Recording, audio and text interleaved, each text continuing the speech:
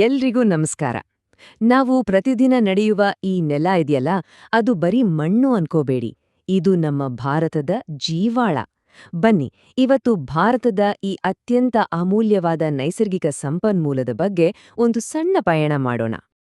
ಸರಿ, ನಮ್ಮ ಈ ಪಯಣದಲ್ಲೇ ನಾವು ಮೊದಲು ಮಣ್ಣು ಅಂದ್ರೇನಂತ ತಿಳ್ಕೋತೀವಿ. ಆಮೇಲೆ ಭಾರತದಲ್ಲಿರೋ ಬೇರೆ ಬೇರೆ ತರಹದ ಮಣ್ಣುಗಳ ಬಗ್ಗೆ ನೋಡ್ತೀವಿ. ನಂತರ ಮಣ್ಣಿನ ಸವೆತದ ಅಪಾಯದ ಬಗ್ಗೆ ಮಾತಾಡಿ, ಕೊನೆಗೆ ಈ ಅಮೂಲ್ಯ ಸಂಪನ್ಮೂಲವನ್ನು ನಾವು ಹೇಗೆ ಉಳಿಸ್ಬೋದು ಅಂತ ಚರ್ಚೆ ಮಾಡೋಣ. ಹಾಗಾದ್ರೆ ಮೊದಲನೇ ಭಾಗಕ್ಕೆ ಹೋಗೋಣ. ಮಣ್ಣು ಅಂದ್ರೆ ನಿಜವಾಗ್ಲೂ ಏನು, ಅದ್ರ ಬಗ್ಗೆ ಮೊದಲು ಅರ್ಥ ಮಾಡ್ಕೊಳ್ಳೋಣ.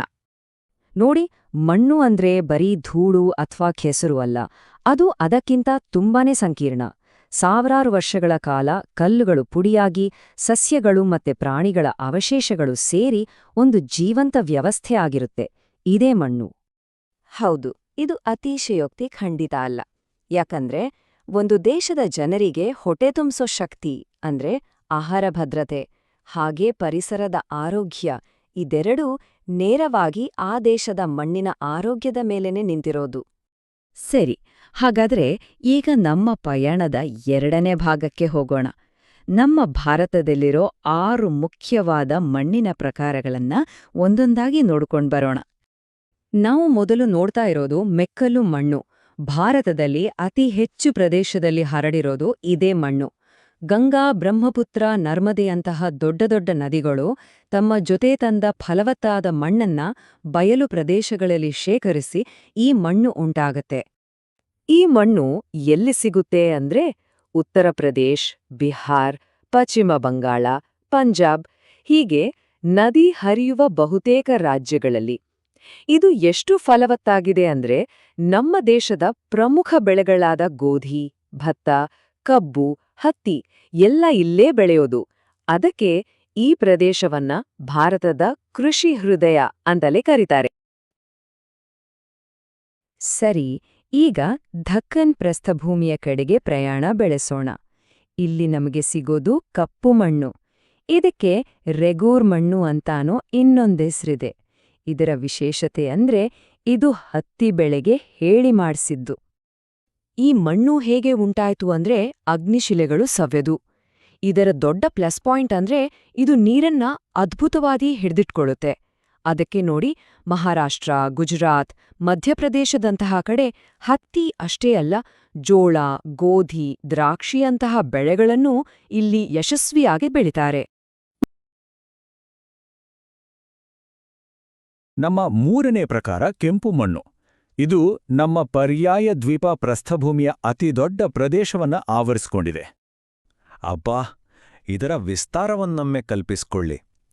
ದಕ್ಷಿಣದ ತುತ್ತತುದಿಯಾದ ಕನ್ಯಾಕುಮಾರಿಯಿಂದ ಉತ್ತರದ ಝಾನ್ಸಿವರೆಗೆ ಈ ಕೆಂಪು ಮಣ್ಣು ಹರಡಿದೆ. ರಾಗಿ, ತಂಬಾಕು ಮತ್ತು ಎಣ್ಣೆಕಾಳುಗಳಂತಹ ಬೆಳೆಗಳಿಗೆ ಈ ಮಣ್ಣು ಬಹಳ ಸೂಕ್ತ. ಮುಂದೆ ನೋಡೋಣ ಜಂಬಿಟ್ಟಿಗೆ ಮಣ್ಣು ಅಥವಾ ಲ್ಯಾಟರೈಟ್ ಸಾಯಿಲ್. ಇದು ಎಲ್ಲಿ ಸಿಗುತ್ತೆ ಅಂದ್ರೆ ಎಲ್ಲಿ ಅತಿ ಹೆಚ್ಚು ಮಳೆ ಬೀಳುತ್ತೋ ಆ ಪ್ರದೇಶಗಳಲ್ಲಿ. ಈ ಮಣ್ಣು ರೂಪುಗೊಳ್ಳೋ ರೀತಿ ಇದೆಯಲ್ಲ, ಅದು ತುಂಬಾ ಇಂಟ್ರೆಸ್ಟಿಂಗ್. ಯೋಚನೆ ಮಾಡಿ, ಸತತವಾಗಿ ಬೀಳೋ ಭಾರಿ ಮಳೆಯಿಂದ ಮಣ್ಣಿನ ಮೇಲ್ಪದರದಲ್ಲಿರೋ ಖನಿಜಗಳೆಲ್ಲ ಕೊಚ್ಚೋಗುತ್ತೆ. ಆಗ ಉಳಿಯೋದೇ ಈ ಮಣ್ಣು.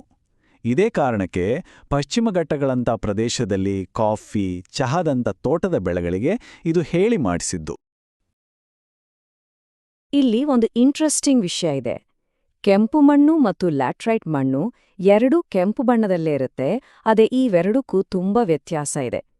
ಕೆಂಪು ಮಣ್ಣು ಪ್ರಾಚೀನ ಬಂಡೆಗಳು ಸೆವೆದು ಉಂಟಾಗತ್ತೆ, ಆದ್ರೆ ಲ್ಯಾಟ್ರೈಟ್ ಮಣ್ಣು ಅತಿ ಹೆಚ್ಚು ಅಂದ್ರೆ 200 ಸೆಂಟಿಮೀಟರ್ಗಿಂತ ಹೆಚ್ಚು ಮಳೆ ಬೀಳೋ ಕಡೆ ಮಾತ್ರ ಉಂಟಾಗತ್ತೆ.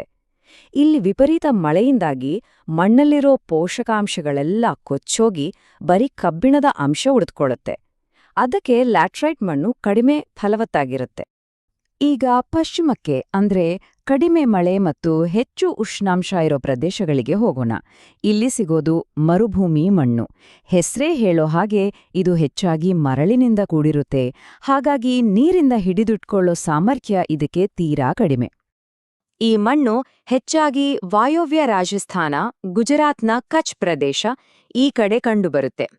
ಇಂತಹ ಒಣಹವೆಯಲ್ಲಿ ಬೆಳೆಯೋಕೆ ಶಕ್ತಿ ಇರೋ ಸಜ್ಜೆ ಮತ್ತು ಖರ್ಜೂರದಂತಹ ಬೆಳೆಗಳನ್ನು ಮಾತ್ರ ಇಲ್ಲಿ ಬೆಳೆಯೋಕ್ಕಾಗತ್ತೆ.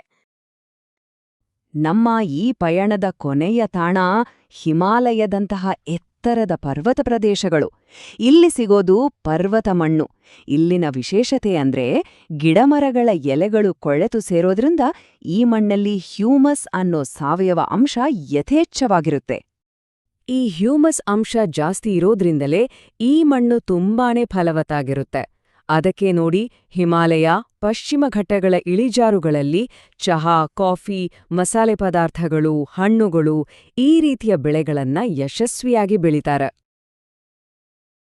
ಇಲ್ಲಿಯವರೆಗೆ ನಾವು ಭಾರತದ ಮಣ್ಣಿನ ವೈವಿಧ್ಯತೆಯನ್ನ ನೋಡಿದ್ವಿ. ಆದ್ರೆ ಈ ಅಮೂಲ್ಯ ಸಂಪನ್ಮೂಲ ಈಗ ಒಂದು ದೊಡ್ಡ ಅಪಾಯವನ್ನ ಎದುರಿಸ್ತಿದೆ. ಅದೇ ಮಣ್ಣಿನ ಸವೆತ. ಬನ್ನಿ ಅದರ ಬಗ್ಗೆ ಮಾತಾಡೋಣ. ಮಣ್ಣಿನ ಸವೆತ ಅಂದ್ರೇನು? ತುಂಬಾನೇ ಸಿಂಪಲ್. ಮಣ್ಣಿನ ಮೇಲ್ಪದರ ಇದೆಯಲ್ಲ, ಅದೇ ಅತ್ಯಂತ ಫಲವತ್ತಾದ ಭಾಗ. ಆ ಭಾಗ ಗಾಳಿ, ನೀರು ಅಥವಾ ಸಮುದ್ರದ ಅಲೆಗಳಿಂದ ಕೊಚ್ಚಿ ಹೋಗೋದನ್ನೇ ಮಣ್ಣಿನ ಸವೆತ ಅಂತ ಕರೆಯೋದು. ಹಾಗಾದ್ರೆ ಈ ಸವೆತಕ್ಕೆ ಕಾರಣಗಳೇನು? ಒಂದಲ್ಲ ಎರಡಲ್ಲ, ಹಲವಾರು ಕಾರಣಗಳಿವೆ. ಮುಖ್ಯವಾಗಿ ಅರಣ್ಯನಾಶ. ಮರಗಳ ಬೇರುಗಳು ಮಣ್ಣನ್ನ ಗಟ್ಟಿಯಾಗಿ ಹಿಡಿದಿಟ್ಕೊಳ್ತವೆ. ಮರಗಳೇ ಇಲ್ಲ ಅಂದ್ರೆ ಮಣ್ಣು ಸಡಿಲವಾಗುತ್ತೆ. ಹಾಗೆ ಜಾನುವಾರುಗಳನ್ನ ಅತಿಯಾಗಿ ಮೇಯಿಸೋದು, ಅವೈಜ್ಞಾನಿಕವಾಗಿ ಕೃಷಿ ಮಾಡೋದು, ಅತಿಯಾದ ನೀರಾವರಿ ಇವೆಲ್ಲವೂ ಮಣ್ಣಿನ ಸವೆತಕ್ಕೆ ಕಾರಣವಾಗುತ್ತೆ. ಈ ಸವೆತದ ಪರಿಣಾಮಗಳು ನಾವಂದ್ಕೊಂಡಿದ್ದಕ್ಕಿಂತ ಗಂಭೀರ. ಕೃಷಿ ಉತ್ಪಾದನೆ ಕಮ್ಮಿಯಾಗೋದು ಒಂದ್ ಕಡೆ ಆದ್ರೆ, ಕೊಚ್ಚಿ ಹೋದ ಮಣ್ಣು ನದಿಗಳಲ್ಲಿ ಸೇರಿ ಹೂಳ್ ತುಂಬಿಕೊಳ್ಳುತ್ತೆ. ಇದ್ರಿಂದ ಪ್ರವಾಹಗಳು ಹೆಚ್ಚಾಗ್ತವೆ. ಅಷ್ಟೇ ಅಲ್ಲ, ಅಂತರ್ಜಲ ಮಟ್ಟ ಕೂಡ ಕುಸ್ದು ನೀರಿನ ಅಭಾವ ಉಂಟಾಗುತ್ತೆ. ಸರಿ, ಸಮಸ್ಯೆ ಬಗ್ಗೆ ಗೊತ್ತಾಯ್ತು. ಆದ್ರೆ ಕಥೆ ಇಲ್ಲಿಗೆ ಮುಗಿಯಲ್ಲ. ಪ್ರತಿಯೊಂದು ಸಮಸ್ಯೆಗೂ ಒಂದು ಪರಿಹಾರ ಇದ್ದೇ ಇರುತ್ತೆ. ಈಗ ಈ ಮಣ್ಣಿನ ಸವೆತವನ್ನ ತಡೆಯೋಕೆ ಏನೆಲ್ಲ ಮಾಡ್ಬೋದು ಅಂತ ನೋಡೋಣ. ಮಣ್ಣಿನ ಸಂರಕ್ಷಣೆ ಅಂದ್ರೆ ಬೇರೇನೂ ಅಲ್ಲ. ಮಣ್ಣಿನ ಸವೆತವನ್ನ ತಡೆಗಟ್ಟಿ ಅದರ ಫಲವತ್ತತೆಯನ್ನ ಕಾಪಾಡ್ಕೊಳ್ಳೋದು. ಇದರಿಂದ ಕೃಷಿ ಉತ್ಪಾದನೆಯನ್ನು ಹೆಚ್ಚಿಸಬಹುದು. ಇದನ್ನ ಮಾಡೋಕೆ ಹಲವಾರು ವಿಧಾನಗಳಿವೆ. ಉದಾಹರಣೆಗೆ, ಬೆಟ್ಟದ ಇಳಿಜಾರುಗಳಲ್ಲಿ ಮೆಟ್ಟಿಲುಗಳ ರೀತಿ ಮಾಡಿ ಬೇಸಾಯ ಮಾಡೋದು. ಇದಕ್ಕೆ ಟೆರೆಸ್ ಫಾರ್ಮಿಂಗ್ ಅಂತಾರೆ. ಅಥವಾ ಇಳಿಜಾರಿಗೆ ಅಡ್ಡಲಾಗಿ ಉಳುಮೆ ಮಾಡೋದು ಅಂದ್ರೆ ಕಾಂಟೂರ್ ಪ್ಲವಿಂಗ್. ಎಲ್ಲಕ್ಕಿಂತ ಮುಖ್ಯವಾಗಿ ಅರಣ್ಯೀಕರಣ ಅಂದ್ರೆ ಹೆಚ್ಚು ಹೆಚ್ಚು ಮರಗಳನ್ನ ನೆಡೋದು. ಜೊತೆಗೆ ಚೆಕ್ ಡ್ಯಾಂಗಳನ್ನ ಕಟ್ಟಿ ನೀರಿನ ವೇಗವನ್ನ ಕಡಿಮೆ ಮಾಡೋದು ಕೂಡ ಒಂದು ಒಳ್ಳೆ ಉಪಾಯ. ನಮ್ಮ ಈ ಮಣ್ಣಿನ ಕುರಿತಾದ ಪಯಣ ಇಲ್ಲಿಗೆ ಮುಕ್ತಾಯವಾಗುತ್ತೆ. ನಾವು ನೋಡಿದ ಹಾಗೆ ಮಣ್ಣು ಕೇವಲ ಸಂಪನ್ಮೂಲ ಅಲ್ಲ, ಅದು ನಮ್ಮೆಲ್ಲರ ಬದುಕಿನ ಆಧಾರ. ಹಾಗಾಗಿ ನಮ್ಮನ್ನು ಪೋಷಿಸುವ ಈ ಮಣ್ಣನ್ನು ರಕ್ಷಿಸೋದು ಹೇಗೆ ಅನ್ನೋ ಪ್ರಶ್ನೆ ನಮ್ಮೆಲ್ಲರ ಮುಂದಿದೆ, ಅಲ್ವಾ?